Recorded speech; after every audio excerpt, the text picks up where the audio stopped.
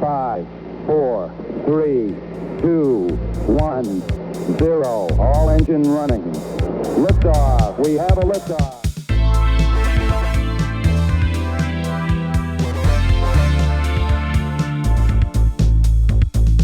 You're listening to Tabletop and Beyond with your host, Justin. But before we get started, how was your Geek Week? And co-hosts Dan and Jason. You have to be willing to let the dice help you tell the story. Okay, look, this year I'm going to stop mispronouncing words. Join us as we cover board games to war games and beyond.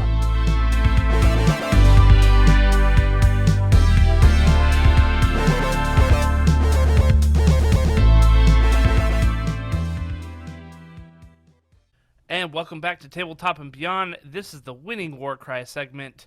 We are happy to have you here with us. I've got Jason and I've got Dan. Welcome, boys. Hey. Thank you. I went to say boys and guys and it came out as bays. Boys? Yeah, something like that. That's right. We can be your bay.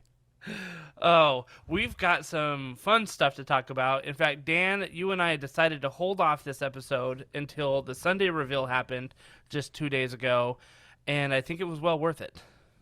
Yeah, we got rewarded in a big way. I'm so glad we did it. Yeah, definitely. So we are going to talk about Ghurcry today. We're going to talk about First Edition and what we loved about it, with a tear gleaming in our eye. And we're going to talk Flesh Eater Courts, which I think is very exciting. It's one of the OG warbands that came out in the very beginning, and I think it deserves a revisit right now. So let's get started with Hobby Table. Jason, how's your Hobby Table looking? Well, my Hobby Table has, if you're going to talk Games Workshop, I have my Yetis. I decided to put Yetis into my Ogre Warband. And as I was building them, I wasn't happy with the model that I had that represented the Yeti. And it's not the Games Workshop model, because that model's way down on the totem pole for me. It's just not a good-looking model. It's pretty dated.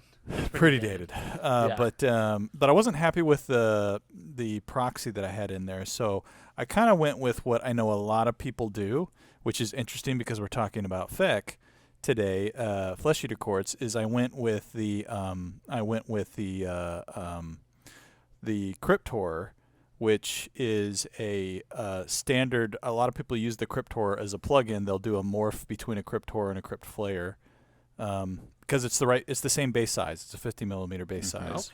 Okay. For the Yeti, and the size of the model is about the size of what you think a Yeti should be, and it's got bone hammers and stuff like that. So you can really kind of convert it. Convert's really kind of the wrong word, but you can really kind of proxy it in for a Yeti. So I kind of did that. I took the Vargeist face and put it on a Crypt Horror. And I made sure not to use the ones that have the bones coming out at the back, but the ones that have the fur coming out the back. And I'm just going to paint it up to look like a Yeti and go with that. And it'll be an easy way because I had tons of boxes of Flesh Eater Courts when I played that in Age of Sigmar left over. So I was able to just throw one together. That'll be cool. I know you were looking at some like third-party 3D printed ones. I was looking at a how do you say it? A Wendigo? Wendigo. Oh, yeah, I know what you mean. Yeah. Mm-hmm. Yeah, I had a Wendigo, and I really liked it, and I thought it would have really worked. It's just when I got it, and it's still a really good print, but when I got it, it's just not sized appropriately relative to the other ogres in the warband. So the Crypt Horror, I think, feels a little bit more like an appropriate size for a Yeti that's storming down the mountain with the ogres. So that's how I'm going to go. Which has been the theme of your ogres for a while, right? You talked about them more being like hill. Yeah, they're hill ogres. And ice ones, right? Versus ice. Yep, for sure, absolutely. That's how I painted. That's how the bases look. That's how they're all painted. They're very warm colors. So I'm going to do the same thing with the Yeti. It's going to be kind of a really warm orangish brown fur that runs alongside. So we'll see how it looks. Very good, very good. Dan, how's your Hobby Table looking? I am painting Yndrasta and a few castigators at the moment. And the Yndrasta is meant to be my entry for Nova, actually, for Capital Palette. They have the Journeyman division, which is the division where you don't have to be a pro painter. There isn't just a first, second, and third. They've got like however many golds they're going to give out, however many silvers, however many bronzes. And at least the way they sold it was as something where it's like, these are gaming miniatures. You are not a professional painter. Just come here and have at it and try to paint your best. So it's been a while since I've tried to paint something to be the best thing I've ever painted. There was a streak last year where it felt like every Warcry warband I painted was better than the last one and was the best thing I'd ever painted. But that streak hasn't been live for a while. I painted a lot of Cruel Boys for my Dominion box recently, and they were just like not even in the top 3 things I'd ever painted. So trying to like go back to upping my game a little bit for this one, and that's a fun exercise. I'm noticing things. I built the model ages ago when Dominion came out, and I'm noticing like little places where I should have done a better job, like filing it down or things Oh like yeah. that. And I just don't enjoy the modeling part of Warcry. I was pretty impressed about the Yeti story for that reason. Um, but yeah, so I might, once I'm done with this, I might just try to take that as momentum going forward to painting something else for Capital Palette. Um, but we'll see. We'll see how much time allows there. Yeah, that sounds rad. I can't wait to see it. I know you're coming out here, so I'm excited to see your Andrasta. She's primed in gray. She's been zenithalled, and she's staring at me right now, right this moment. Why aren't you painting me? And yeah, I decided to pull out my Cursed City box because I still have a couple of unpainted models in there, and I think that I'm going to be bringing some of them to the Gen Con Nova or Gen Con Warcry tournament. So I think I'm going to bring a Soulblight Gravelord list, the one that's on our website. It's Sure. got 2 Vikros Bloodborns. It's got a Necromancer. I think I've got a Vampire Lord in there maybe, and a bunch of zombies. And I think a Vargeist as well. So yeah, but I'm going to be, so I gotta paint some of those up. In fact, it's the Vikros Bloodborns in particular that I gotta paint up. And I think that I have a Necromancer now, but I've never liked the Games Workshop Necromancer. Hmm. So I think I might use I can't remember his name, but he's from Cursed City. He's the dude with the candle. Do you know who I'm talking about? Oh, yeah. Dang, I'll see if I can find him I've got the box right real here, so I quick. might But be able to grab yeah, it. I know exactly which one you mean. Yeah, he's the dude with the candle, and oh, here it is.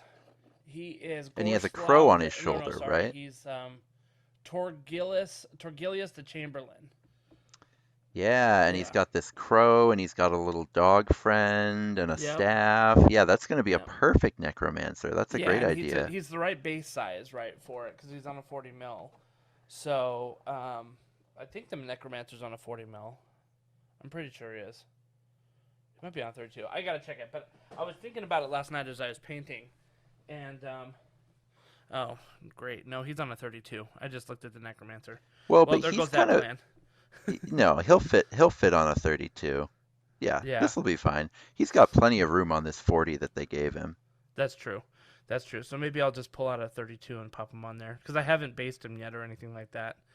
So anyway, but that was my plan, because I love him as a model, and I'd love to work him into like a warband, and I Yeah, think that'll be as a cool. necromancer he would look really cool. So painting up the cursed cities, and then I was planning to do the Myrmidon, the Orgoroid Myrmidon for the Capital Palette, but I've got like 40 Dreadscythe Harridans I need to paint for the Age of Sigmar coming up too, and I'm just running out of time to paint between Well, you know what's vacations and other cool stuff. is the Warcry tournament is pretty early in the weekend, so you could play the Warcry tournament with your Necromancer and then stick him in Capital Palette as a single mini small. That's true. Yeah, definitely. Yeah, I might end up doing that and just paint him up, because I have a ticket for the Capital Palette that I bought early on. So maybe I'll paint him to nice and fancy, and then put him in there. Yeah. So Yeah, that'll be good. So anyway, that's kind of my hobby table. The big news though is I finished all the Warcry terrain that I had bought. Incredible. This Yeah, early? so I've Wow. got the core set done, Red Harvest done, 2 sets of Soul Drain Forest done, the Sigmarite Mausoleum, as well as the Corpse Rack Mausoleum, and the Azurite Ruins, and then a Blasted Hallow Heart set. So, Wow. yeah, That's I finished incredible. all that terrain. So I have, and what I did not realize is that the Blasted Hollow Heart box, it came with basically half the set of the Azurite Ruins Warcry box. Oh. And it was Perfect. like half the price, right? Which was fine. But it came with a full Age of Sigmar board, but it's essentially 4 Warcry boards in the box. So that's great because I've got more terrain than boards, right? Mm-hmm. But it came with essentially 4 Warcry boards in that box. So So now I'm you have a very ton of happy about boards. that. Yeah, I've got 12 boards actually that I can set up, and probably I could fill out 12 boards, I think, which Wow. I think is going to be great. And we might need to. We might get Yeah. up to 24 people. So Yeah, I think we're that'd be sitting at pretty like cool. 16 right now, 15 or 16. Okay. So it'd be So like as of the tournament registrations. Yeah. yeah. I think there'll be some too, like within the last like couple weeks, you know. Mm-hmm.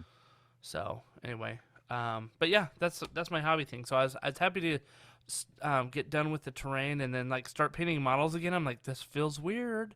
This feels weird because like Mm-hmm. painting terrain is a whole different bag, you know. Like I don't care about the state of my Yeah. brushes. I'm just like slapping paint on it and dry brushing like crazy, and Mm-hmm. you know, it's pretty funny. So anyway, yeah, okay, cool. We had a big announcement on Sunday. Obviously, if you tuned into the Twitch stream for Warhammer, you saw the skirmish live reveal, and they had a lot of great stuff in there. They had some good stuff from Necromunda. They had some good stuff from Kill Team. Some of those Kill Team models I was drooling over, like the naval breachers. Like those models looked amazing. And the Kroot Dog, I think everybody was loving that for Kill Team. I really liked all of the crew models, actually. Oh yeah, the dude with the bow looked really cool too. Mm-hmm. Yeah, they gave them more of a sinister, like war-torn feel than kind of just things crawling out of the woods like they kind of have right now. Yeah, yeah. So I wasn't paying attention during Kroot time. Is that were they done to be like they're part of the greater good? They're part of that whole faction, or is it like these are sort of Kroots that haven't been not indoctrinated, but like brought into the Tau yet? I think that they are definitely still part of the greater good, but you get the impression that they have fought alongside of the Tau, and now they are, for some reason, in their own little group off on their own right now. Like, for example, one of the Kroots is actually holding a Tau, what are they called? The pulse rifle. Oh, okay. Yeah. So they definitely still have the influence of their Tau. I guess you Yeah. could call them overlords, but Mm-hmm. there is no Tau in this Warband, or I guess not Warband, but whatever they're called, Kill Team. Yeah. Yeah. Okay. And I got the impression too that they like this was taking place on kind of a Space Hulk. And I know that there was like rumors about like Space Hulk terrain that there might be in this Kill Team, but that turned out not to be the case. They didn't really tease a lot of terrain for this Kill Team box that's coming out. But yeah, it was. But I liked it. I loved the naval breachers. To me, I was like, oh my gosh, that dude with the shield with the bolter like poking over the top. That's looked pretty cool. amazing. It looked really cool. So, but of course, I will say that Yeah, there go is some pretty heavy extreme highlighting approach Oh, yeah. going on with those models. But I think that model where he's got the cutout in the shield to hold his gun, that's pretty awesome idea. I like that. Yeah, it looked pretty rad. But of course, this was again the skirmish reveal. So the ones that we were very interested in was the new Warcry it had been teased last reveal that a new edition was coming out. And Dan, I've got to give a lot of credit to your YouTube channel on the Salty Sea. So if there's any listeners that are craving for more Warcry content, go check out Dan Herrera's channel, the Salty Sea, on YouTube, because he does an awesome breakdown of, like, this is a new edition, right? This is the first time they had mentioned that word, I think. Yeah, they kind of danced around it on purpose almost in the first preview, just calling it an Right. expansion. It almost seemed like, they hadn't decided internally what to call it yet or something. I couldn't tell, but this time they seemed to settle on edition, which makes sense. I mean, the entire logo is changing, right? Yeah. And so that means we can expect a few changed rules. They said that we wouldn't be. They mixed their metaphors a little bit, but they said we wouldn't be relearning the wheel. I was But like, what does that mean? yeah, I guess we're pottery now, or doing pottery? or like they didn't reinvent the wheel, and so we won't be relearn. Who knows? Either way, so they said that there would be very few rules changes, and we'll probably get to this in a bit. But they did end up the next day revealing probably like a pretty mind-blowing rules change. But until then, we can start with the models because that's what they showed on Sunday, and Yeah. that's what really excites the most people, right? Yeah, so we've got 2 warbands, and they had kind of teased them before, right? We had the Horns of Hashut warband and the Rottmeier Creed warband. And the Horns of Hashut has Jason's favorite aesthetic in all of Warhammer, the bovine helmets. Right, Jason? He's He may shocked. not I just don't get it. speechless. I don't know why. Seriously, I don't understand the practicality of putting a giant double helmet on top of your helmet with horns coming out of it. Like, I can get the aesthetic of, it's like maybe it's your warband has a god, like a bovine deity, and it's like this honor to wear the deity, a representation of the deity in your your piece. But like I'm telling you, man, like if they'd be like, you have been given the high rank of blah blah blah, you may now wear the helmet. I'd be like, no thanks, I'm not wearing that in a I battle. decline. Yeah. Just it's so impractical. All you gotta do, I don't even have to hit your head. I just have to hit a 2 meter square around your head to knock your head to the side now. But Dude, anyways, I played rugby, right, and I was a front row in the scrum, and so those who played rugby know what I'm talking about. But you're the dude that ends up crashing into the other guys, like as you're pushing each other. And during the season, my neck would get like super thick and just really hard because you're putting so much like pressure and weight on it. I can only imagine how strong these guys' necks must be. maybe that's the thing. Maybe that's Like it. Maybe from birth they're doing stuff to strengthen their necks. Like an ox, dude. Like an ox. Yeah. It has to be. like a bull. Like almost like a bull. Yeah. Yeah, Right. a bovine. Yeah, I don't know. Anyways, So I don't. Dan, how do you feel about the aesthetic of the Horns of Hashut? So I'm not as extreme about not liking the helmet on top of the helmet, but I'm kind of on a similar page of like it doesn't really do it for me. The thing that I do like, we don't have a lot of armored skirts yet, and that was very much like I think a lot of different cultures created armored skirts throughout. The plated skirt. Yeah. Yeah, Yeah. throughout history. So I think that that's kind of a cool touch for them to finally bring That's a that good into a warband.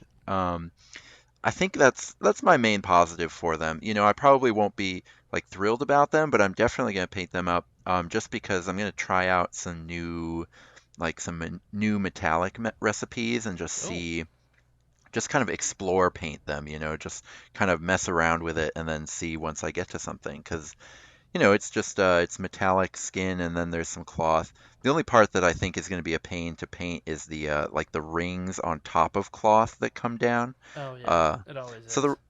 So the rest of it, even though it's not my favorite, I think I'll definitely have a good time painting it.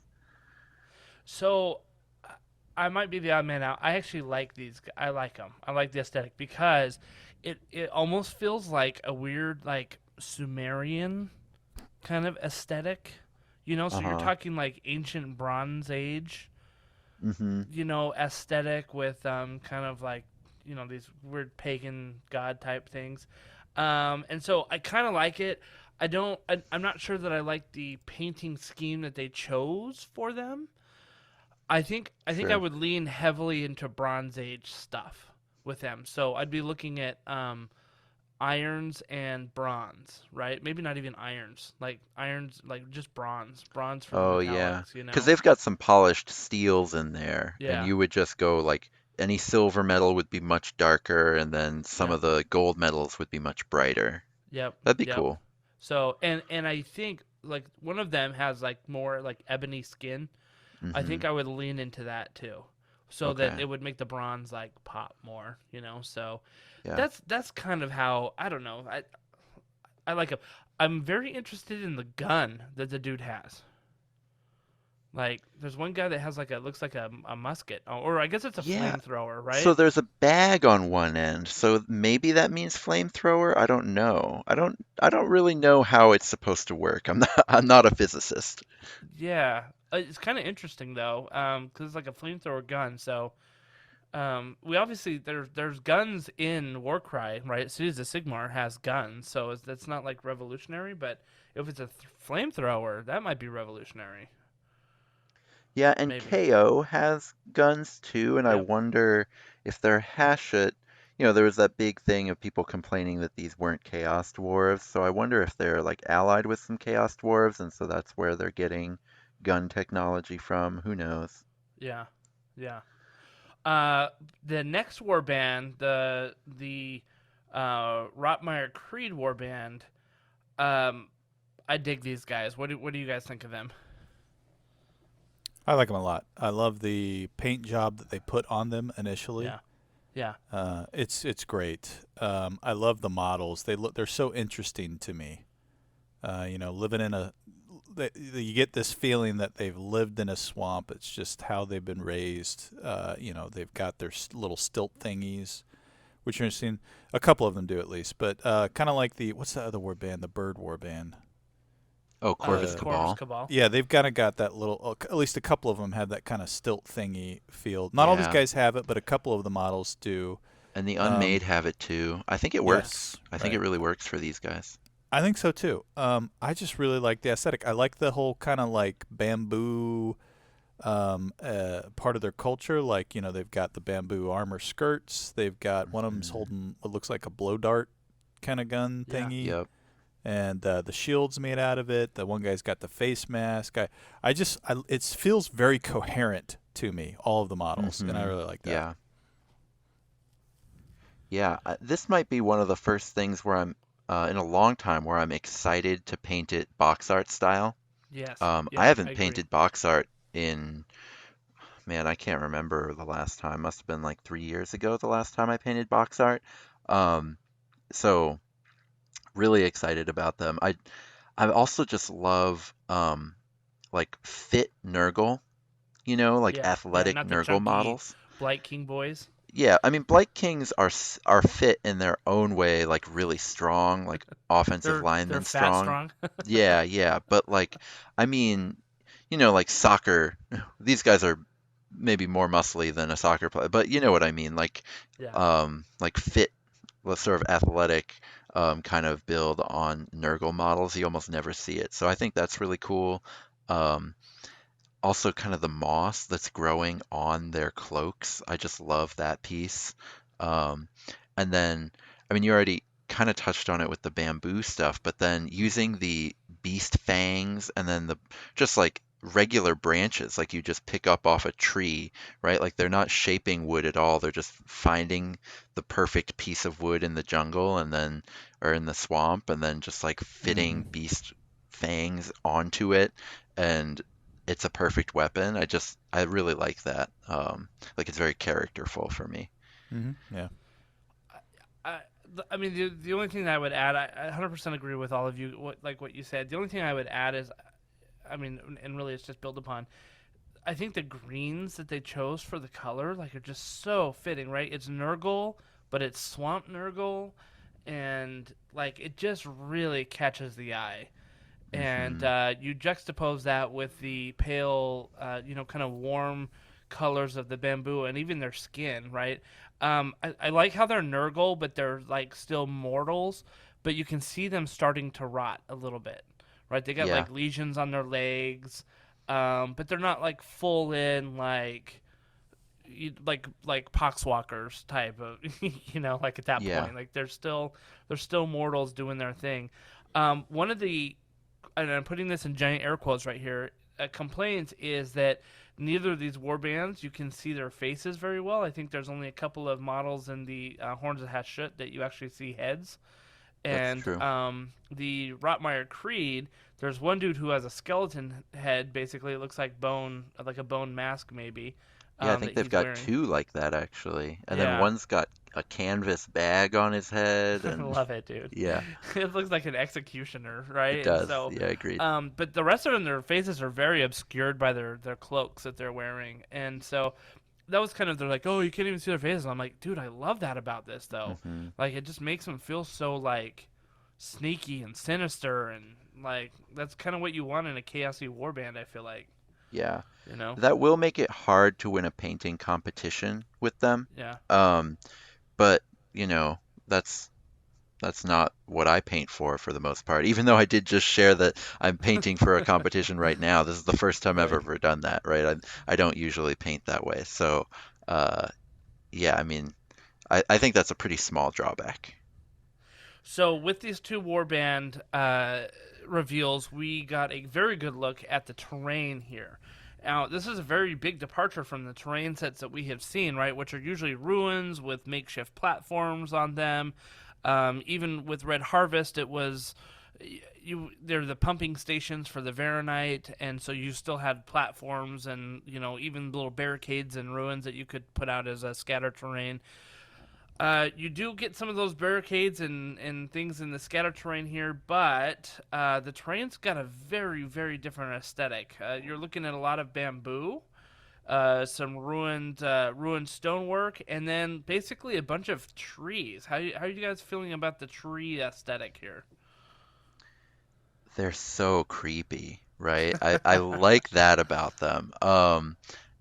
I mean, I also I said this a little bit in my video, but you don't get a sense of what the mortal realms are yet because AOS setting is still too new, right? Mm-hmm. So for them to come to a new part of the realms and just I've never seen a tree like this before. I've never seen Yeah. anyone do a tree like this before, right? To me, that's just like I just love the innovation of it, I guess is what I'm trying to say.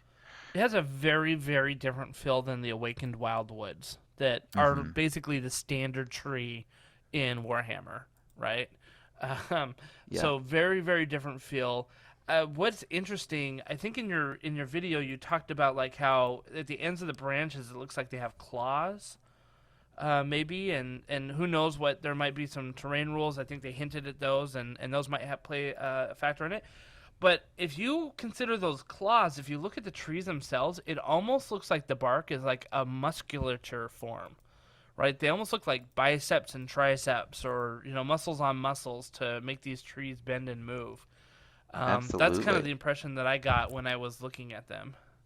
Yeah, I was going to Yeah. chime in Oh, and go on. say I don't think they're actually trees. That's my opinion. Look, when I look at them, they look like a living organic. I mean, no trees are living, but like an organic-ish thing, stationary predator monster thing, maybe a plant.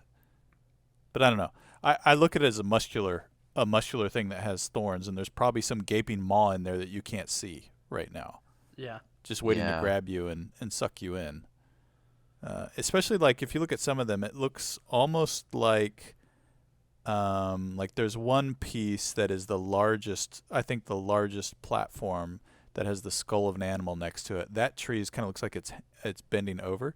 That one looks like it had a leg and it stepped into the skull. It does. It didn't. Yeah. It doesn't look like it grew out of the skull. It looks like it stepped into the skull when it planted itself where it is.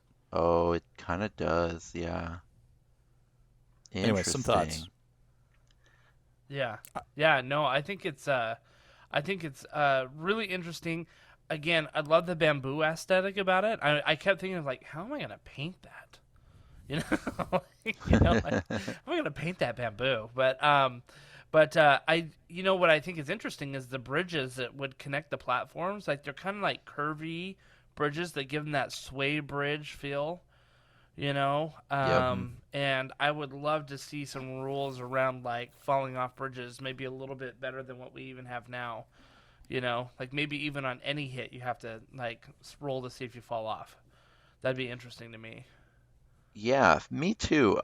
Red Harvest had a really cool first step into making the board interactive, but overall I didn't like it because it was either not impactful or just way too impactful, Yeah, yeah. where it would just totally swing the game. So these I'd like to see something in between, and who knows what the with the like grasping claws themselves could do to you, right? Like Right. I wonder if you end up finishing a move right next to one, if something happens to you. I'd be very curious. Yeah. So one of the and I always kind of bring up the criticisms, right? One of the criticisms is this isn't enough platforms, or it's not enough. It's not the same amount of terrain as like in the core box, right? Um, I don't know if I agree with that criticism. I think that there's plenty of terrain here. I do think it's different. It ignores a lot of vertical. There's only a few platforms that are in here compared to the core box had quite a few platforms, and obviously Red Harvest had many platforms and big ones too that you could have almost pretty much full on battles on each platform. These ones seem a little bit smaller. They seem a little bit more narrow. There's not as many. So what I think is interesting is that as I was looking at the terrain, I think, we on our website, when we're talking about, units that are good or bad, a lot of times we say, hey, because this has the mounted rune mark, like it's not a great choice if there's a lot of terrain around. And if you're playing on this table, I think that equation changes a little bit. Yeah, I think so too, because it'll be harder to get up to hide from the mounts. Yeah, I Yeah. think you're right. So it'll be interesting to see what happens. I'm Uh, curious to see the yeah, go ahead. price of they haven't released the price yet, right? Or have they? No. Right. No, yeah. I'm Yeah. curious to see the price because I will agree. I feel like there is significantly less terrain than what comes in the core. hmm So Yeah. I think number of models from the original starter set. The original starter set, it's almost got probably about the same number of models in both Yeah. warbands, card content, board, dice, tokens, all that jazz. It even has the core book and this new warband tome.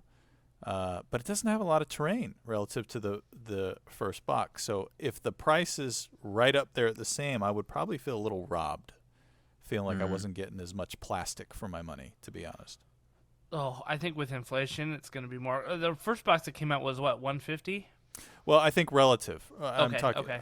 sure, add a relative, an Yeah. inflation multiplier on it and a COVID multiplier and all that jazz, right? But Yeah. So I think I it's. just feel I like think I it's could going to be about agree. 200. I could see that. But I could Yeah. agree with people saying I feel like there's not, like, maybe I would have expected two more trees Right. hmm Right. in Yeah. this box. Or another platform system or something Yeah, like that. something like that. Yeah. Yeah. Yeah. Interesting. You mentioned, Jason, that the core rule book was in here. Just really quickly, lightning round. They said there's going to make some changes to some of the rules, but not that many. One rule each that you do not want to see changed. Oh, okay. You first, Dan. The dice roll at the beginning of each round. The I would priority love, roll? Darn it. y- I should have gone yeah. first. Yeah, I really like the dice mechanic. I think it's really elegant. It's a really elegant way to bring resource management into a game without adding any more pieces, right? Because you Yeah. need dice anyway to play, right? So just roll some dice, right? And it's just like you use the exact same pieces that we're already using, and just like building this seamless resource management mechanic into the game. I think it's just really, really elegant, and that's I think part of what makes Warcry so good. Yeah. Jason, what about you? Huh. Yeah, He stole yours, didn't he? he did. I totally did. But it's such a, and I understand why, right? It's such a differentiator for the game. But I would say, and I don't think this will change at all. But I love the and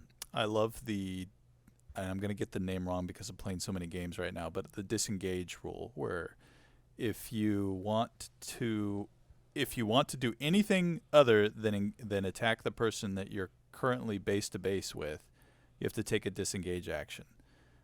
And move. Yeah. What is it? It's out. You can move 3 inches. You got to be 1 inch outside, right? Yep. Outside of an enemy. I love that because it puts so much into skirmish games. You can throw little 55-point models at a big 300-point model, which forces them to either lose. You can force them to lose specials that involve charging, or just have them lose an action. And so there's so much you can do with that rule being a mandate in the game. I don't think that'll change. I think that's been something that's been part of all of Games Workshop games and will always be. But that is one that I really enjoy. Mm-hmm. If I was going to be worried about a rule that would change, I don't know. I guess we'll probably talk about it a little bit later. But I worry about abilities that don't require the dice, the doubles and the triples, because that has been such a core part. So adding the ability, let's say it this way, adding gimmicks in a warband that don't require dice to spend, that worries me. So let's get into it then, because part of what you're alluding to. I've got one. Okay, thing yeah. I do not want to change. Yeah. I've been holding this one. Okay. I want the single attack dice roll. I do not want that to go away. Oh yeah, good point. Where you're either rolling a 3, 4, 5, or 6, and it goes straight through for damage. I don't want there to be a save roll added in there. There's no save. Yeah. Oh, you know what I mean? Yes, that's a great one. I don't want to slow down, because I think being able to roll those. Yeah, I think that's what makes Warcry actually really, really good, is just being able to say, okay, what's your toughness? What's my strength? This is what I need to roll. Boom, there's the damage. Let's move on. I don't want to see that go away. Yeah, no save, please. Oh my goodness, we'd just be playing mini AOS at that point. Yeah. So and Kill Team went that way, which I mean kind of makes sense with Kill Team, right? Like they've got a long tradition with that kind of stuff. So. Kill Team has save rolls? Yeah, they do. Yeah. Yeah, deal breaker. So, all right. So now let's get into it. So one of the new things that was spotted, and I think that you pointed this out, Dan, when I linked the article when I first saw it, right, was reactions. Yeah, and I'm very excited, but Jason, you hit the nail on the head of what could go wrong, but I am really excited. So far we only have one example of a reaction, which is from the Horns of Hashut. It's called Breath of Cinder and Smoke, which I think is a great name. A fighter can make this reaction when an enemy fighter finishes a move action within 3 inches of them. Roll a dice. If the roll is equal to or greater ... we don't know what actually happens. Yeah, what do you guys think? There's a lot of different directions, lots of different bits of speculation we could take this in. So one, in my opinion, we were both looking at each other's mic volume. All right, who's gonna talk? Yeah, right. Go ahead. So first off, we don't see what's at the bottom of that card, and I think on purpose, right? GW totally placed that there as like the teaser, which we don't see. We don't see if that actually costs anything, right? Like it might say at the bottom of it, like a single or a double or something like that for the reaction. So one, we don't know if it actually costs anything. Two, it looks like any fighter can do this, so it makes me wonder if it's a once per round thing, or if it's like anytime during the round they can do that, which I would kind of feel like that would be a little overpowering, don't you think, if every fighter got a reaction like that? Well, go ahead. Oh, go on. here's what I think is going to happen. I think there's going to be a base rule that you pay dice to be able to set up a reaction. Kind of like in D&D where you can use an action to set up what's it called? In advance?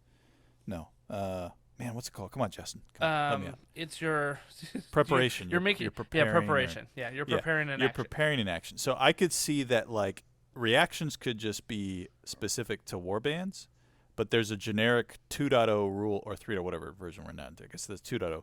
We'd be in a generic 2.0 rule that maybe you spend one of your free wild dice, or you spend just a double to trigger or to install a reaction for next time. Right. I think that there's gonna be a cost for getting a reaction, which means that I don't think everyone would be able to do it. Okay. That's my opinion. So I'm a firm believer that things need to cost something. Yeah. Right? So feel free, Games Workshop, to reprint the core book now. You still got time. Just update all the boxes. So the one thing I was noticing was the place where you can actually read what the reaction is, you can't see the Rottmeier Creed one behind it. Mm-hmm. But later you can, and so these reactions are attached to rune marks. Oh, that's so yeah, Horns of Hashut has the Horns of Hashut rune mark and the Warrior rune mark. Oh, that's a good point. Which to me tells me that only the warriors in Horns of Hashut can do it. Now, I don't know which ones are going to have the warrior keyword. I assume it's the armored ones, and then because like half their warband has really heavy armor, half of it doesn't. I assume it's the armored ones that'll have this, and the unarmored ones won't. Could be wrong there, who knows. And then the Rottmeier Creed reaction, it only has the Rottmeier Creed rune mark, so I assume that all of them will be able to. And we know it's on something completely different, because it's templated totally differently than Breath of Cinder and Smoke is. So whatever it is they react to is just totally different than what Horns of Hashut reacts to. Mm-hmm. Which I think that part's really cool. Like, it's not just every warband reacts when you step within 3 inches of them. It's, because that's a really defensive ability, right? Because then it incentivizes you not to charge someone, because then they can attack you without triggering your reaction. And so it incentivizes you to like run to the objectives, try to ignore your opponent, and have them come to you. It would be a pretty sad game if every warband tried to play super defensively, right? So the fact that different warbands are going to react to different things, I'm really excited about that design space. But I totally agree with you guys on the cost thing. Whether maybe it costs an action, right? Like maybe you can only do it if you haven't acted yet, and then once you do act, you only get one action. Mm-hmm. Or I've heard people say that it would make the opening dice roll more fair if this used singles. So if you rolled a really bad opening dice roll with very few abilities, well, now there's a consolation prize because you have a whole bunch of singles to use for your reactions. I mean, who knows, right? I don't know, but I 100% agree with you guys. Maybe you have to take the wait action, and that Mm-hmm. sets you up for a reaction. That way the players know whether or not you're set up and ready to go with it. I don't know. It'll be interesting. Yeah, and that would work because it uses something that's already in the game, and that's ideal. And it's the point. And so here's a thought, right? So one of the things I love about Warcry is the simplicity of combat. It gets back to kind of your point, Justin, about the one dice roll attack, right? There's no save roll. It's just let's do it, let's move on, and get it done. The simplicity of combat there. Sure, when you sit down and you play a game against a warband you haven't played before, the only thing you really may not understand is the attack profile and the special quads and doubles and triples that go along with that warband. But there's no gimmicks about the way an activation occurs. You move and you can attack. Mm-hmm. That's it.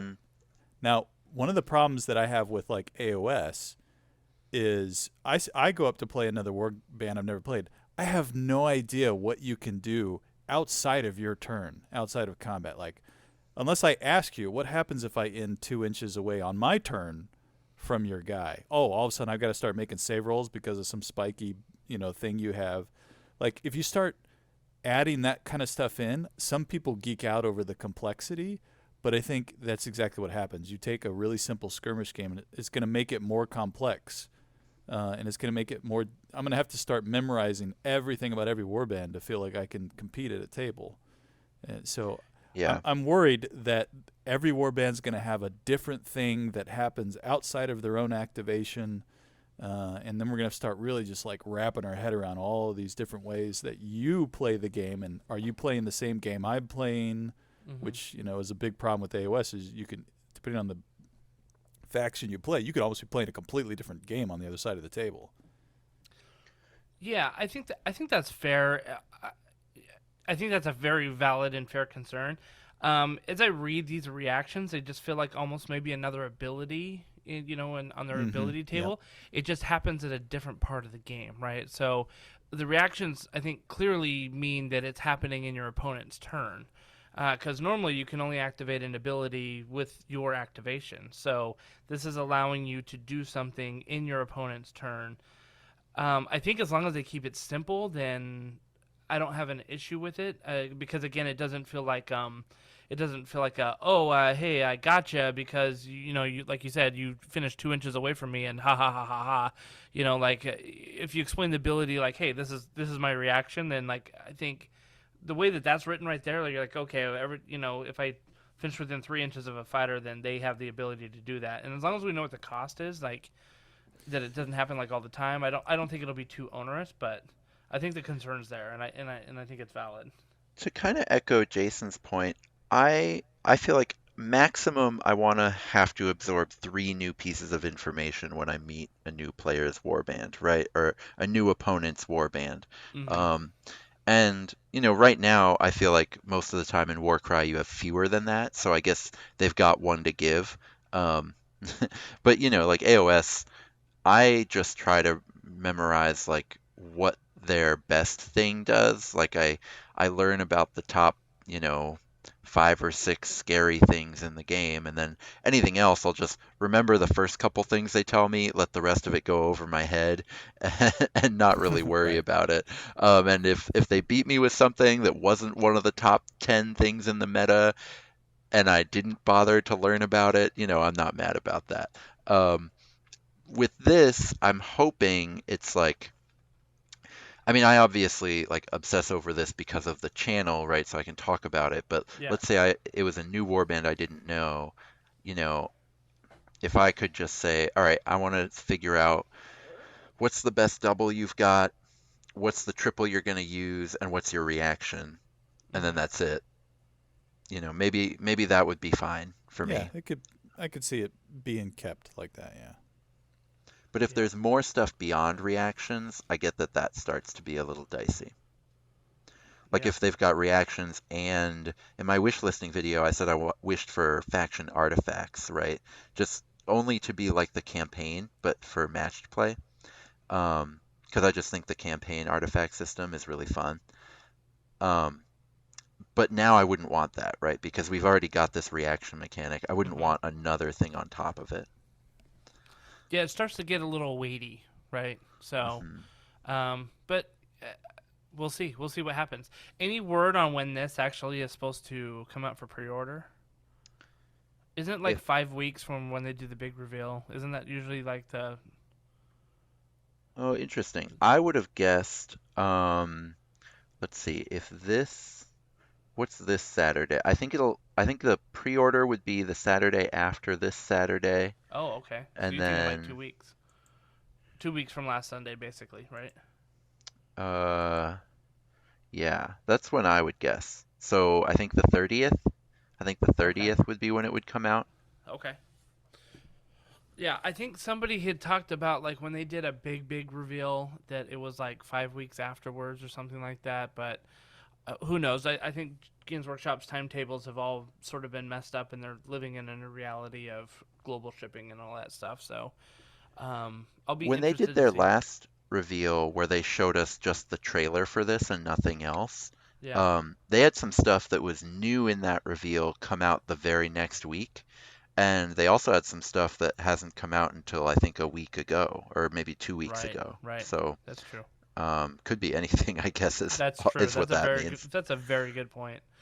That's a very good point. And they've been like hitting the kill team releases literally like every 2 months. Like that thing's been like clockwork. So Yeah, they said they would a year ago, and I don't know if I didn't believe them or if I just didn't right? like internalize how much that would be. Yeah, because you're like, dang, like it's a new box every 2 months, and like half of them, like that looks really cool. I shouldn't get it though, because there's another one coming out, But anyway, and plus I don't really play Kill Team, so another reason not to get those, but I still like them. Okay, so yeah, I think we're all excited for this Ghurcry edition to come out, and I know it's something that's on my wish list. And so hopefully it comes out sooner than later. Honestly, what I'm most concerned about is that it comes out like 3 weeks before the Nova Open. And I have to make a decision, like 3 or 4 weeks before the Nova Open, and I have to make a decision: do we play with the new rules or no? 3 would be the killer, because 2 weeks, it's like, no, you can't do it if it's 2 weeks. Yeah. 4 weeks, it's like, really? You're going to let all of this hype just pass you by with all of this time? But 3 weeks is really tough. I know. I don't know what I would do if it was 3. That's a tough decision. I hope it's not exactly 3 weeks before Nova. That would be really... I'd hate to be you if that happens. I know. You're just like, what do you do? What do you do? So, anyway, we'll see. We'll see what it does. All right, let's get into our faction breakdown. This week we're going to be talking about Flesh Eater Courts, and just like with the Ogres, we have a Flesh Eater Courts here with us, player with us today. Jason, this was your first Warband, wasn't it?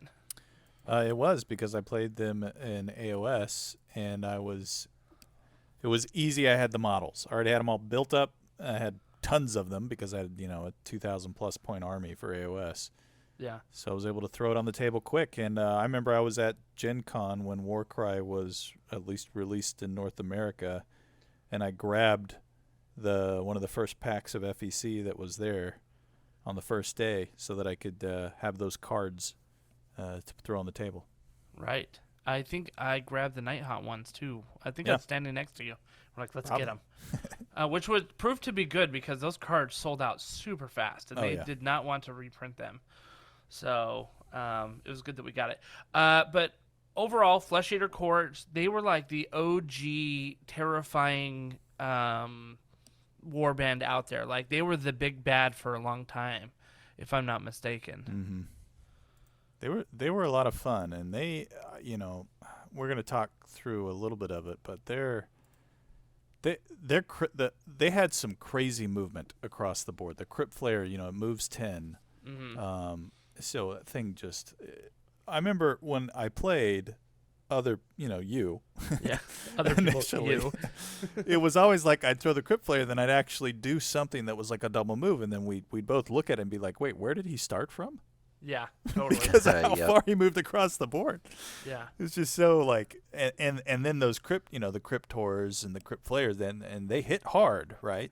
Yeah. The Ghouls are, I think, I don't want to jump ahead of this, but those guys hit hard. They hit hard in AOS too. Yeah. So it's just, I think what I really liked about them is they felt like the same style of power that they were in AOS. So I felt like they accurately represented the units transitioning from AOS to Warcry when I put them on the table. I love when they manage that. It's so great. That's like the epitome of game design. Yeah. and I think too, narratively, like their narrative story is like one of the like most tragic and kind of fun to play with, right? They're basically these cannibalistic ghouls that are like, roaming the countryside, but they think that they are basically these noble. It's noble the grand delusion. Yeah, the grand delusion. I was going to say, kingdoms. Is it tragic? I mean, they're having a great time, right? Yeah, maybe it's tragic for us, for everyone great. else. Yeah, from a third-person point of view, you're like, oh, so sad. But you're right. They're just like, hey, we're going to go, live for king and country and all this stuff, right? So, that really, if you want a narrative like Warband, there's nothing better than to come up with some regal backstory of these guys, like going out and reclaiming their king's lands, and really they're just these ghouls that are just like feasting on, the other warbands in the 8 points or something like that. So narratively, I think that they're very strong, but they play very strong too. Jason, you mentioned that their strengths, right? They've got amazing mobility. They've got a lot of attacks. They hit hard. They got a lot of damage, and they've got they don't have a lot of options for their troops, and we'll talk about that a little bit. But do you really need a lot of options if all three of them are actually really good? So Yeah. so there you go, right? So yeah, let's talk about some of the leaders. Who are the leaders that you guys would choose? Now, let me just back up real quick. Jason, when you and I first played, it was the original card packs, and we only had limited leaders that we could choose, right? There's only like 2 or 3 leaders, but they've since expanded that, and I think that Flesh Eater Courts they expanded it with the Grand Alliance books, and I think Flesh Eater Courts has gotten much stronger because of it, actually. I would agree. Remember we played, I think the only leaders that were there was the Infernal Courtier, the what's the name of the Hauntier Courtier? Yep. And the actual Ghast Courtier, which is like the Ghoul Courtier. Yeah. Actually, I think they did have the Ghoul. Did they have the Ghoul King initially? They might have had the Ghoul King. I think they had the Ghoul King, and they had the Vargulf. No, they didn't have the Vargulf Courtier originally. I don't remember. But they did not have a lot of options. Obviously, the Archregent wasn't there. It wasn't in that out the door. I don't even think. I can't remember. Was this before Feast of Bones? It was after Feast of Bones. After Feast of Bones, but they still didn't have the Archregent in as a potential. Right. Is that true? Because you No, couldn't buy it on its own yet. It was after Feast of Bones, That's but it was right. before you could buy it on its own, so they That's didn't right. put it into the game. Yep. Yeah, good. That's why. Yep. Yeah, Mhm. definitely. So okay, so now that we know that there's a lot more leader options, what would you say is your like go-to leader if you're making a warband? I guess choose 2, because like you choose 2 leaders, right? Why wouldn't you choose 2 leaders? Yeah, right. I learned that lesson. I think I always liked the Crypt, the flying leaders. So the Crypt Infernal, and Courtier, the Courtier and the Crypt Hauntier Courtier were great leaders. Because they're tough, they're super tough. They're like 40 wounds each or something like that. I don't have it in front of me exactly, but 40 wounds. So they're gonna take a beating, and they're gonna take a beating. Toughness 4. They're gonna stay on the table for a long time. They got crazy movement, which is we've talked about on prior episodes. This is so important in this game.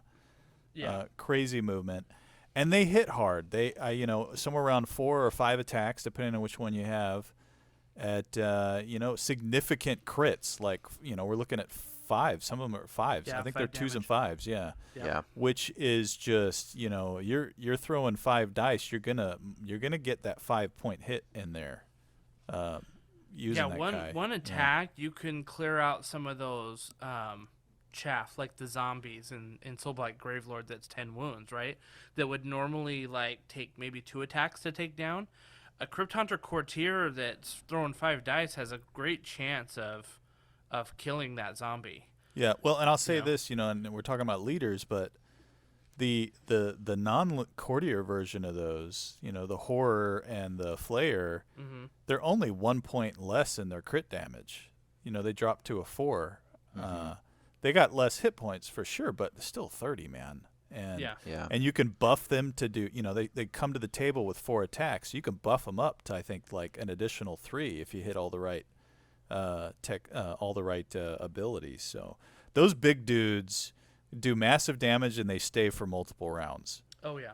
So that's why I've always been a theme player guy, so I like having the courtier with their troops, especially with the Grand Delusion. You got they're looking at themselves as the general, and their men-at-arms that are there with them. So it makes a lot of sense to me, and it's a lot of fun. Dan, what are your 2 leaders that you would go with? Um, the Abhorrent Archregent, I think, is really cool, and it's not what I would put if I were building a list. The first thing I would go with, I would actually only take one leader, and I'd do the Crypt Infernal Courtier because, like you said, all that flying. Um, I mean, just rolling 5 dice with 5 as your crit is pretty incredible. But the Abhorrent Archregent is really cool because so all these leaders have Bringer of Death, which just boosts your movement through the roof, right? Mm-hmm. Um, but the Abhorrent Archregent and the Ghoul King has this too, but Stir of the Black Hunger, where you Mm-hmm. get to add 1 to the attacks for everything It's so awesome. within 9 inches, It's which so ridiculous. 9 is so like okay, It's big. it's It's like a quarter of the board. yeah, so people probably don't need this math lesson, but 9 is more than just half again bigger than 6 inches for that aura, right? Because each additional inch is a wider, or is a bigger circle of area. So that 9-inch bubble just feels huge. Yeah. So I just think that AoE buff is really incredible. Um, yeah, so I have an Archregent. I still, when I play Flesh Eater Courts, I still go with the Infernal Courtier, a Crypt Slayer, and then like mostly ghouls. But the Archregent is serious business. Yes, he is. I actually, for the same reason, I like the Ghoul King better than the Archregent. Because he's a couple less points, almost like 30 points less than the Archregent. He has 20 access. points less. Sorry, 20 points less. Yeah, Yeah, that's the right. Archregent came down in the That's right. TOC quite a bit. Yeah. That's right. So yeah, he's like 20 points less. So he but he he's got like what 3 less wounds, and the only difference is that he has 1 less base damage and 1 less crit damage. Mm-hmm. So for just a little bit less points, you get the same thing. He has the access to the Stir of the Black Hunger and all that. So if you need some points to play with, I think the Ghoul King is a great choice, great option right there. Look, I totally agree with you guys about like the Crypt Infernal Courtier and the Crypt Haunter Courtier, but I'm gonna give like an honorable mention to the Vargulf Courtier, because he's got good movement. His ability, the Terrifying Frenzy, makes him like ridiculous, right? Because he normally has 3 attacks, 5 strength, base damage 3, crit damage 5, right? So he's hitting a lot of times on 3s, right? 3s and critting on 6s, obviously. But his Terrifying Frenzy adds half of the value of the ability rounding up to the attacks characteristics of the next action, which doesn't sound like a lot, but when you've got that strength and that damage profile, that can really put a hurt on something, like a lot. Yeah, absolutely. Yeah. You can get lucky and just double your attack value with that. Mm-hmm. How many wounds does he have? 35. 35. Yeah. Yeah. He's And I think he also the moves most 8 expensive. instead of 10, but that's not heartbreaking. No, that's still very, very significant. He's not the most expensive, but he's probably midway in the leadership. He is the same cost as a Crypt Haunter Courtier. So 10 points less now, no, I'm actually. not even looking at the TOC. I need to pull that up. Obviously, Justin. Let's get with the program, Justin. It's okay. So, all right. So he's 10 points less then. Yeah. Okay. No, but that's to your point, though, is, Yeah. that he's priced to move for sure. Yeah. Mm-hmm. So he's an honorable mention. I do think that I would probably go with the Crypt Haunter. The Crypt Infernal Courtier over him, just because you've got those 5 attacks built in and you've got a little bit extra movement.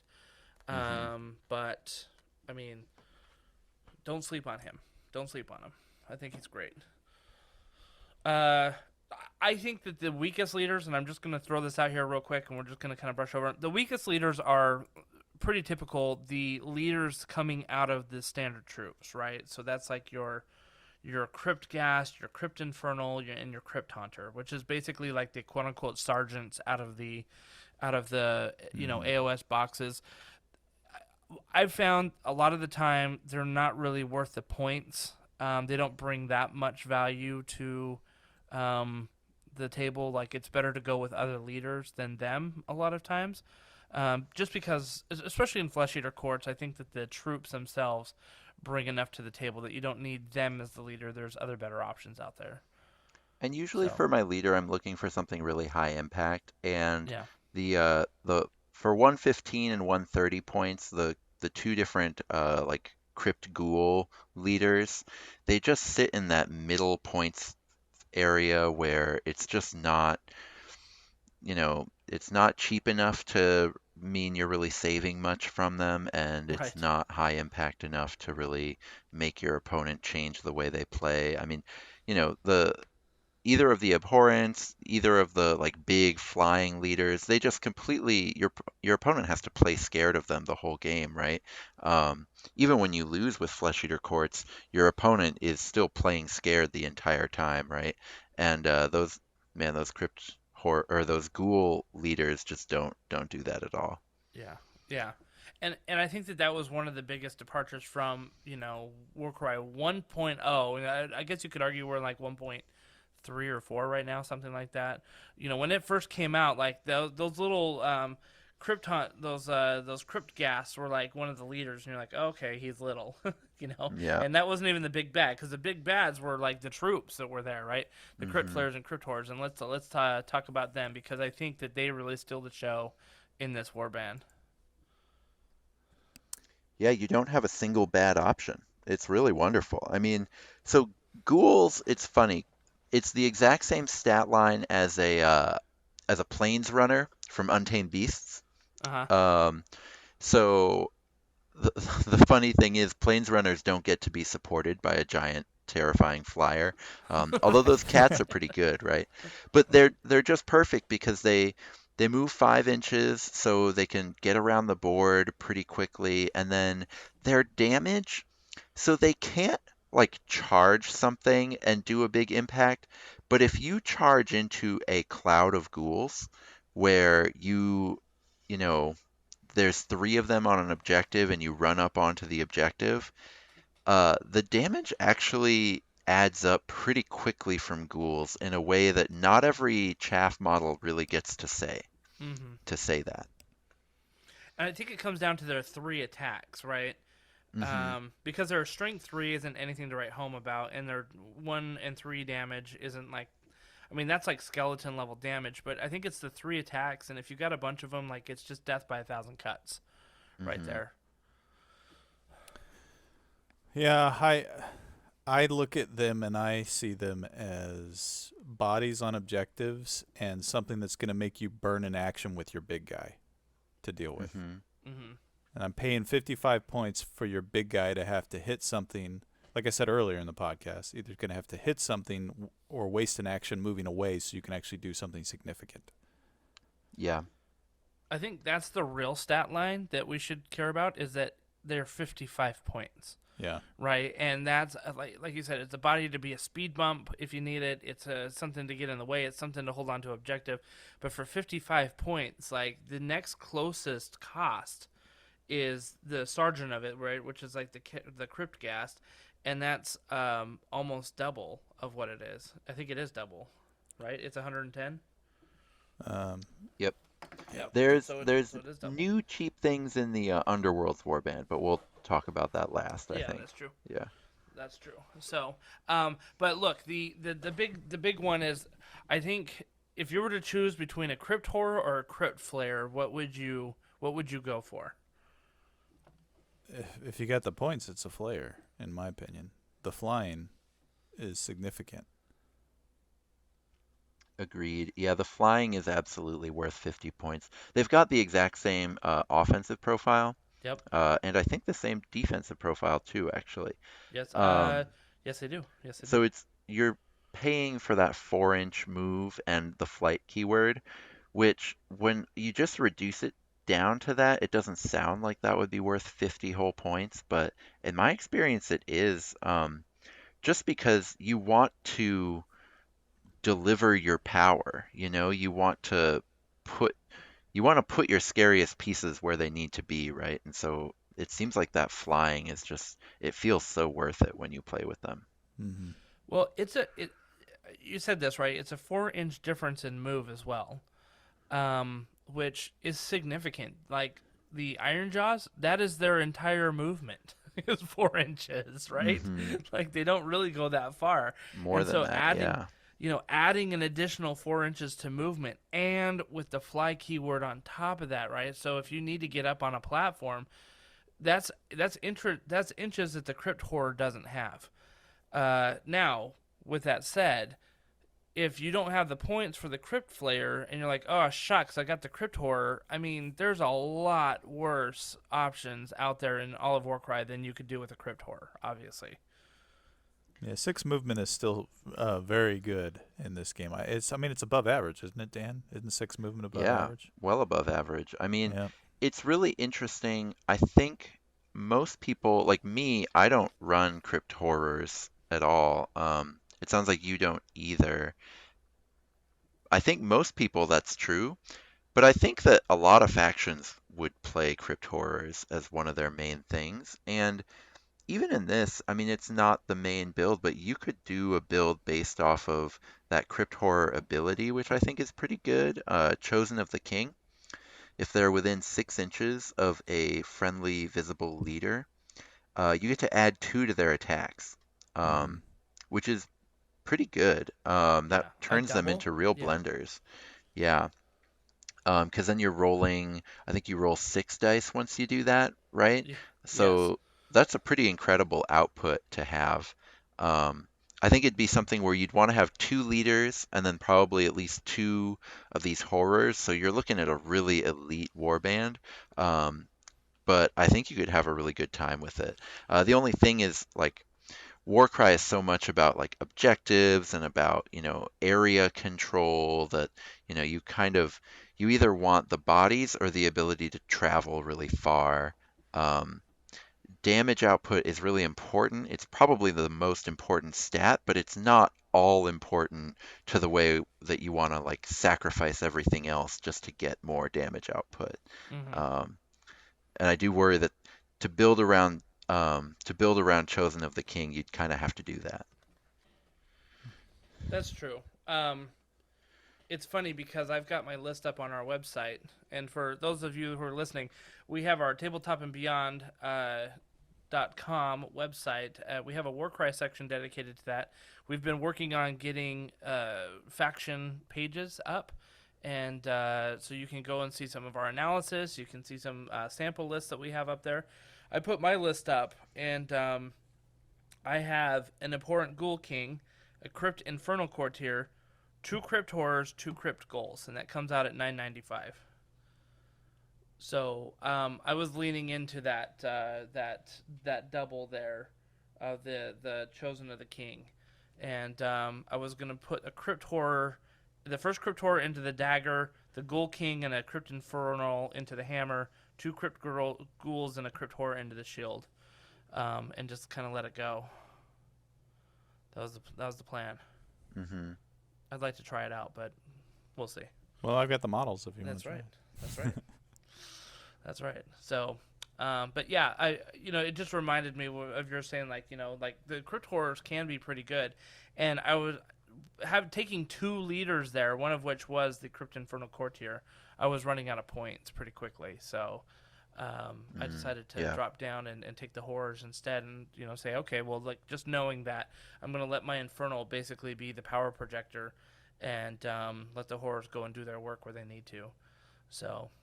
We'll see about that. Now, there is a Bladeborn Underworlds model faction. It's the Grimwatch, and with Duke Crackmarrow and his group. Dan, what do you think of this Warband as a supplement to FEC? I think they're pretty interesting. I think they've got some like different sorts of play styles that they let you do. Most of the fighters are not anything to write home about. Duke Crackmarrow is a better version of the Ghoul leader, the Crypt Ghast. But as we already talked about, being a better version of the weakest Mm-hmm. leader in the faction still doesn't make you very good, right? It Yeah. just makes you like go from bad to passable. So that's where I would say Duke Crackmarrow kind of sits, is kind of just passable. I wouldn't play him. Um, unless you were just kind of doing it for the flavor of it all. The ones I would play, there are some bats in here that are Hmm. called Duke's Harriers.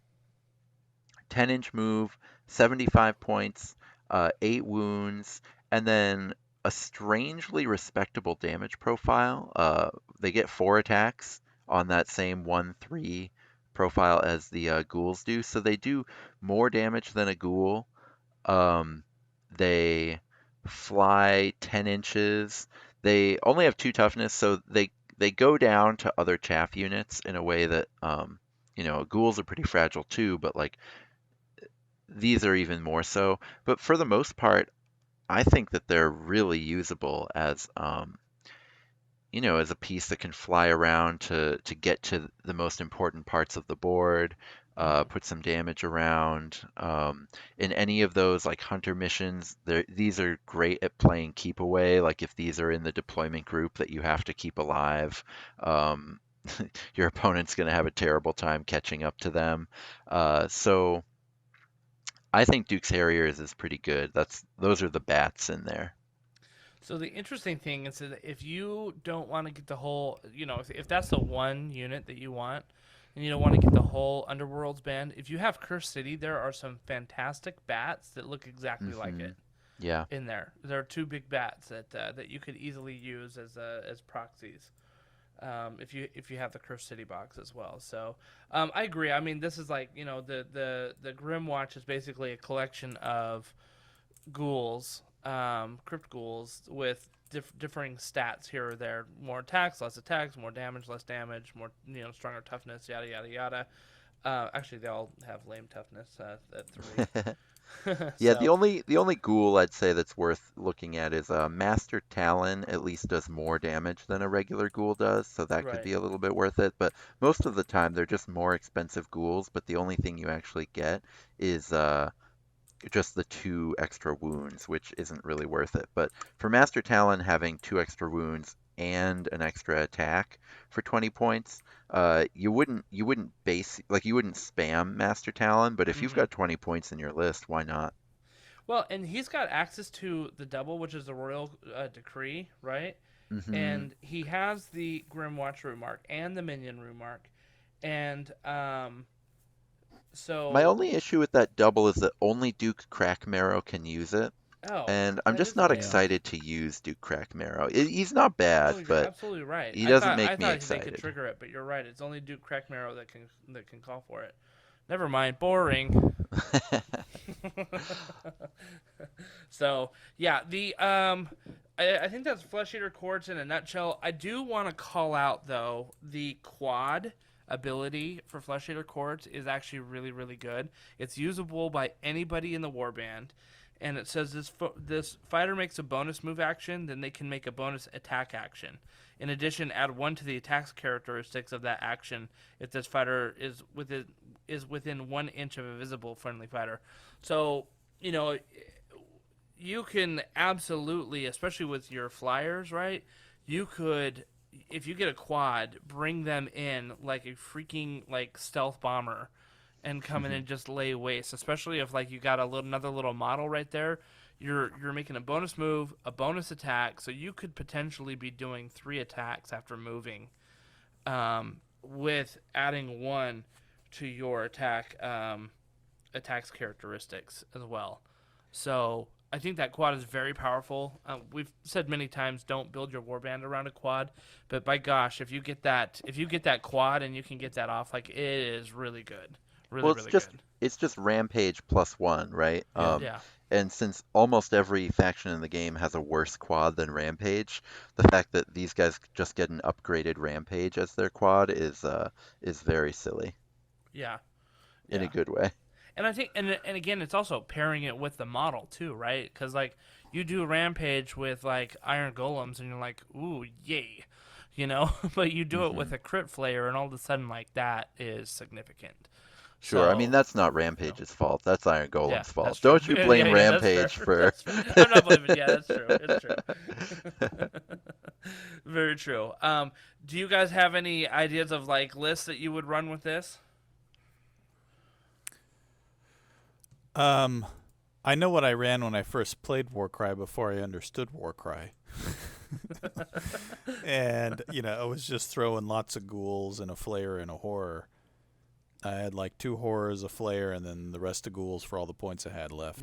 Yeah. Over. Would I do that today? I think I'm a better player now. You have So more probably options now too. Yeah, player and options. I think I would probably want to spend some time and kind of tweak. I like having 3 giant threats and then a bunch of things that give me activation options. So for example, if you wanted a Crypt Flayer or some sort of a clip, you could. I'm looking at this now, doing it in my head. I don't do small math in my head very well, but you could get somewhere on the order of 6 to 7 ghouls and still 3 big heavy hitters on the table with you, which puts you potentially on the higher activation count. And that activation currency is really important in the game. It's going to give you a lot of freedom early on when your ghouls are still all on the table. Mm-hmm. So that'd be something I'd be considering. I want to look at it a little bit and kind of play with it now. Yeah, for sure. What about you, Dan? Just initial thoughts on a list that you would run? If it were gonna be me, well, all right. So the list that I do run is Infernal Courtier, a Crypt Flayer, and then 8 ghouls. Okay. As far as like what inspires me, I'd say it'd be anything trying to work Duke's Harriers in there, the bats. But I don't actually have the bats yet, so what I do run is that one with the 2 big flyers and then 8 ghouls. That's a lot of bodies out there. That's pretty good. Awesome. Well, if any of you in our audience land have any questions or comments about or have a list that you'd like to share with us, hit us up on social media, on Twitter, on Facebook. Let us know what you guys think. I know, Dan, you have a Death starter band list that you've made recently, right? With all the Death factions. You've done it for actually all the Grand Alliances. So if folks are interested, I would recommend also going to check out Dan's video there and leaving a comment on his YouTube channel with your list maybe. So yeah, check that out. Let's round the show out, guys. The last thing that we want to talk about, just briefly, is some of our parting thoughts of the Warcry First Edition.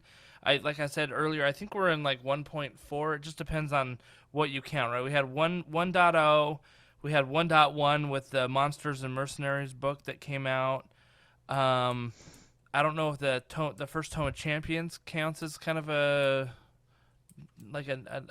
an upgrade, I guess, to it a little bit, And then we had... Yeah, I'd say we're in 1.2 right now. If it's 1.0 is until the Grand Alliance books, and then 1.1 is those books into the Tome of Champion. But either way, we're all in the first edition, right? Yeah.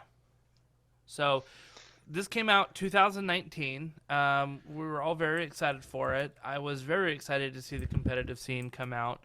And then COVID hit us, right? Which kind of made us all really sad and not feel so great about Warcry. I mean, not about Warcry, but about being able to play Warcry, because this seemed like such a great Saturday afternoon game to play at the game store with a bunch of your friends. And sadly, I know that Jason and I, we played quite a bit together, but we never were able to get a group of people at the store together to play because of COVID. And I think that kind of hurt Warcry in the beginning. I think that it didn't get the shotgun start that it wanted right out of the gate. It sort of kind of came out and lost a little bit of interest. And then you had stuff like 40K 9th edition come out, AOS 3.0 come out, and I think Warcry got lost a little bit in the shuffle. But I think this new edition is a chance to restart. So. What do you guys think about Warcry's journey thus far? For me, I mean, I just want to take a second to thank the game because I don't know if I would have stayed in the hobby much if it hadn't been for Warcry because Hmm. it fits my style of painting a lot better. I have a really tough time sticking to the same paint scheme, like month in and month out in the way it takes to paint an entire army. Um, and Warcry is great for that. It sort of my attention, it, a given paint scheme, a given warband will keep my attention exactly long enough to paint everything that I would need options wise for that warband, Yeah. right? So that always comes out to about 700 points of AOS models or about, 3,000 points of Warcry models. Um, and then I get to pick and choose different sorts of 1,000 point warbands out of that. Yeah. And that's like exactly how much energy I have for one faction at any given, point in time. And so Warcry has just been this perfect um, thing for me to like stick interested into the game. I mean, that's why I created my YouTube channel for it was because, I just couldn't believe that there weren't more people talking about this game. Just because it just seemed so perfect for where my life was, and even to the point of just the way it takes up less space on the board. So like I can only play AOS if I like clear everything off of my dining room table to put it there, right? But I Right. can put Warcry on an old desk that I have. I actually have an old desk that we don't use as a desk anymore, and it's just in the basement, and it's just always the Warcry table, right?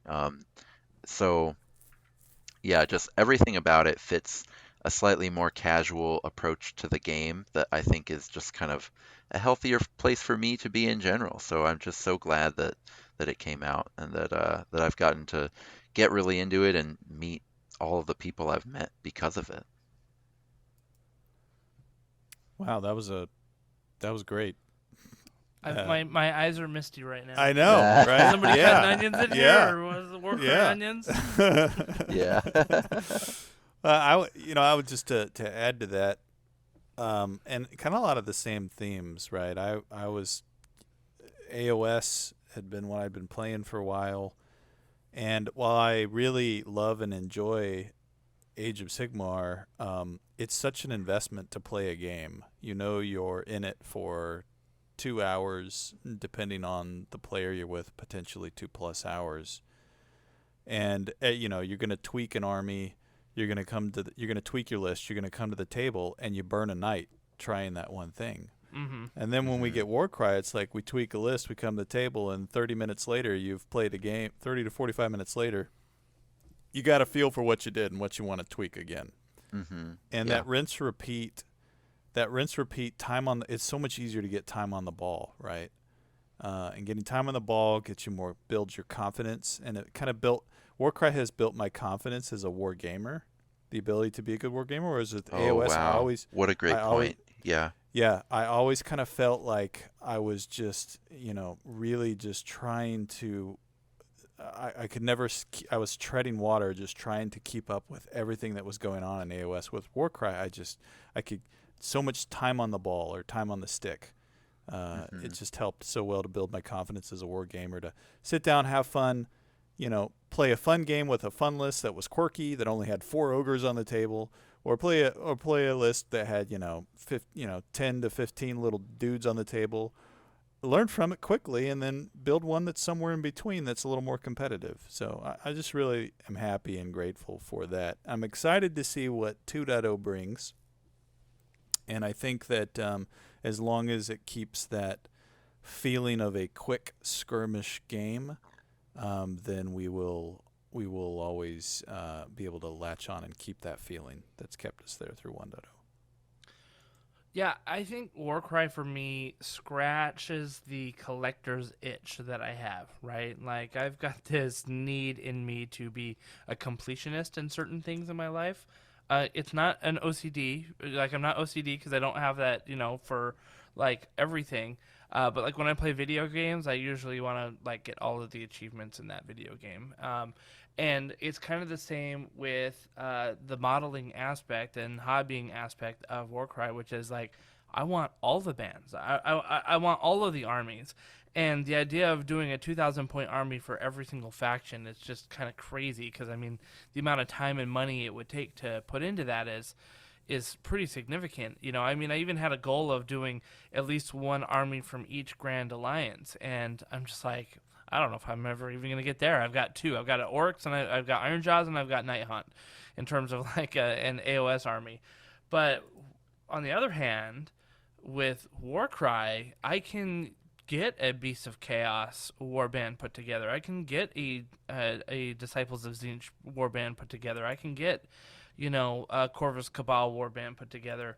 And it, you know, over time, sure, it's like a lot of time and money, but you get a box at a time and work on it, and it keeps you engaged, it keeps you going, and it definitely, for me, scratches that hobbying itch that I had for such a long time that just wasn't really getting fulfilled by Age of Sigmar, because, you know, you're batch painting, you know, 120 chain rasps, the same scheme, and it's taking you weeks, if not months, to get all of that done because you only have a limited time.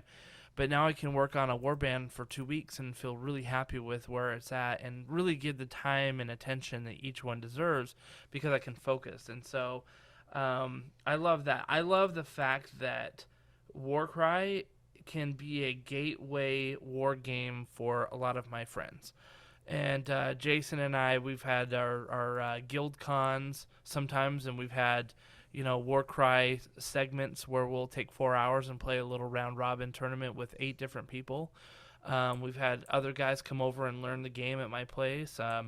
You know, and then we just recently had the event at Huzzah Hobbies where we did it, and now we're, you know, holding a big event at the Nova Open. So I love how it's an easy game for friends to get into, and once they play it and understand it, they're like, this game is awesome. This game is a lot of fun.